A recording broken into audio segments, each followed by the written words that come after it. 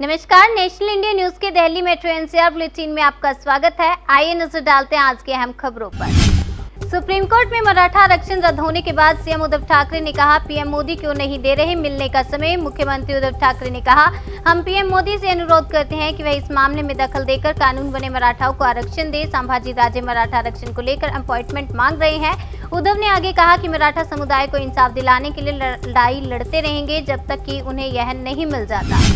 अगली खबर तमिलनाडु से है। सरकारी अस्पताल में 24 घंटे में 13 मरीजों की मौत। गुस्साए परिजनों का आरोप, ऑक्सीजन की कमी से हुई मौत। सरकारी अस्पताल के डीन ने कहा कि मृतकों में से केवल एक कोरोना का मरीज था, जबकि बाकी कोरोना नेगेटिव थे और वायरस की वजह से निमोनिया और अन्य गंभीर बीमारियों से पीड़ित थे। आने वाले दिनों में दोगुना होगा कोरोना से मौत का आंकड़ा। आईआईएस के वैज्ञानिकों ने चेताया, आने वाले सप्ताह में कोरोना से होने वाली मौत दोगुनी हो सकती है। बेंगलुरु स्थित भारतीय विज्ञान संस्थान के वैज्ञानिकों ने इसका अनुमान लगाया है। लश्कर का टॉप कमांडर था नाथीपोरा में मारा गया आतंकी। सोपोर एनकाउंटर पर जम्मू कश्मीर पुलिस का बयान। लश्कर-ए-तैयबा पाकिस्तान में स्थित एक इस्लामी जिहादी समूह है जो समूचे दक्षिण एशिया को कट्टरपंथी बनाने के यकीन रखता है। इस संगठन की स्थापना 1987 में हाफिज सईद ने की थी। सुप्रीम कोर्ट ने हाई कोर्ट के अवमानना नोटिस पर लगाया स्टे। केंद्र से कहा, दिल्ली को 700 एमटी ऑक्सीजन कैसे दें, कल तक बताएं। सुप्रीम कोर्ट ने केंद्र सरकार से गुरुवार सुबह 10:30 बजे तक अपना प्लान सबमिट करने को कहा है। अस्पतालों में आग पर गृह मंत्रालय की राज्य और यूटीएस को चिट्ठी। लिखा, हादसों को रोकने के लिए बनाए प्लान। चिट्ठी में कहा गया है कि किसी भी अस्पताल में, चाहे वह सरकारी हो या निजी, आग ना लगे, इसके लिए कोई कार्यवाही योजना होनी चाहिए। अगली खबर कर्नाटक से है। ऑक्सीजन की कमी से हुई मरीजों की मौत के मामले पर होगी जांच। हाईकोर्ट के रिटायर्ड जज को मिला जिम्मा। हाईकोर्ट के आदेश के बाद इस आयोग का गठन किया गया। अदालत ने चामराजनगर में हुई मरीजों की मौत का गंभीर संज्ञान लिया था और न्यायिक जांच की सिफारिश की थी।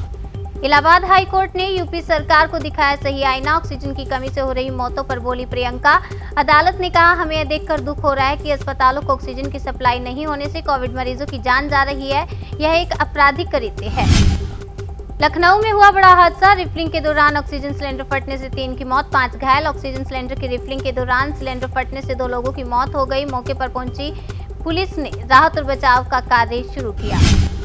अगली खबर जम्मू कश्मीर से है। सेना ने बनाया कोविड-19 अस्पताल। 250 से ज्यादा मरीजों को हो सकेगा इलाज। बडगाम जिले में जम्मू कश्मीर लाइट इन्फेंट्री के रेजिमेंटल सेंटर में अस्पताल बनकर तैयार हो गया है। मोदी कैबिनेट ने इस बैंक में विनिवेश को दी मंजूरी। अब दूसरों के हाथ में जाएगा मैनेजमेंट कंट्रोल। आईडीबीआई बैंक में एलआईसी के पास 49.24% हिस्सेदारी और सरकार के पास 45.48% हिस्सेदारी है। 80 करोड़ लोगों को जल्द मिलेगा फ्री राशन। सरकार ने अतिरिक्त खाद्यान्न आवंटन को दी मंजूरी। राष्ट्रीय खाद्य सुरक्षा अधिनियम के अंतर्गत आने वाले लगभग 79 करोड़ 88 लाख लाभार्थियों को प्रति माह 5 किलोग्राम खाद्यान्न मुफ्त दिया जाता है। कोरोना की चैन तोड़ने के लिए शादी ब्याह स्थगित करें। लॉकडाउन के बाद सीएम नीतीश की अपील। मुख्यमंत्री नीतीश कुमार ने ट्वीट कर कहा कि कोरोना वायरस के कारण प्रदेश में लॉकडाउन लगाया गया है। उन्होंने लोगों से अपील की है कि भीड़भाड़ वाले कार्यक्रमों को स्थगित किया जाए।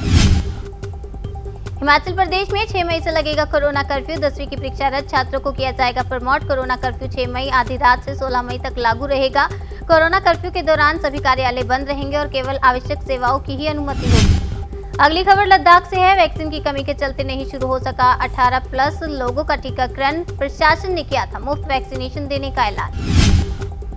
ऑक्सीजन सिलेंडर लेते वक्त अगर आप भी हुए हैं धोखाधड़ी के शिकार, तो अब इस तरह ले सकते हैं एक्शन। धोखाधड़ी गैंग के खिलाफ एक्शन लेने के लिए दिल्ली पुलिस ने एक ट्वीट किया है। इस ट्वीट में इस बात की जानकारी दी गई है कि अगर कोई भी व्यक्ति इसका शिकार हुआ है तो वो सीधे ऑनलाइन शिकायत कर सकता है। दिल्ली में 24 घंटे में आए कोरोना के करीब 21,000 नए केस, 311 मरीजों की मौत। इतनी लंबी और भयानक कोविड वेव का नहीं था अंदाजा। तीसरी लहर के भी पूरे चांस। कोरोना संकट पर बोले एक्सपर्ट। कोरोना वायरस को लेकर केंद्रीय स्वास्थ्य मंत्रालय ने जानकारी दी। उन्होंने कहा कि इतनी लंबी और भयानक कोरोना लहर का अंदाजा नहीं था। मध्य प्रदेश में अब ऑक्सीजन का संकट नहीं, बोले CM Shivraj Singh Chouhan. Delhi metro NCR bulletin में बस इतना ही। बाकी की तमाम खबरों के लिए बने रहिए हमारे साथ और देखते रहिए नेशनल इंडिया न्यूज।